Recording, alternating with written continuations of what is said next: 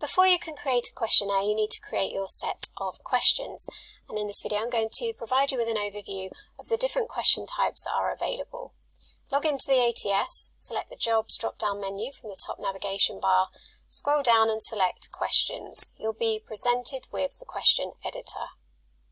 A checkbox question will allow you to provide the respondent with a number of different options, and the respondent can choose one or they can choose more than one response to your question.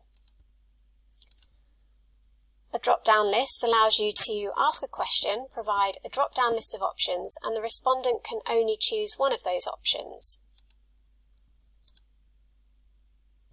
A single field allows the respondent to provide a small amount of information. If I select this validation drop-down list, you can see the different types of information that you can request. So it could be perhaps you've got an internal candidate applying for a job and you want them to confirm their payroll number, for example. A text area box will allow the respondent to add in perhaps a larger amount of text if you've asked the candidate a specific question and you want them to respond in their own words.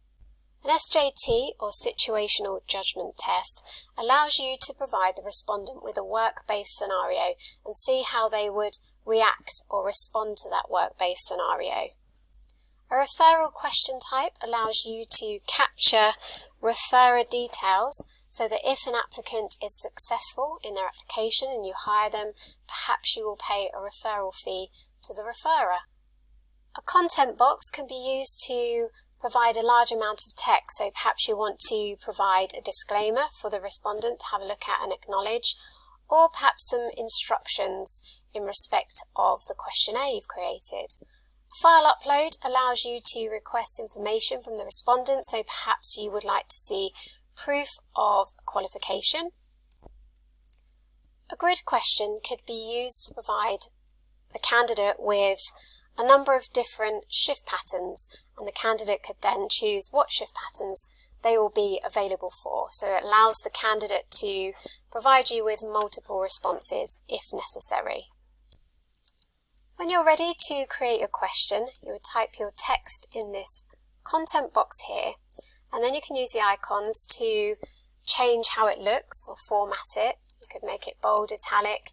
You've got numbering and bullet points. If you want to add in a URL, perhaps you want to direct the respondent to your website, you can add the URL in here.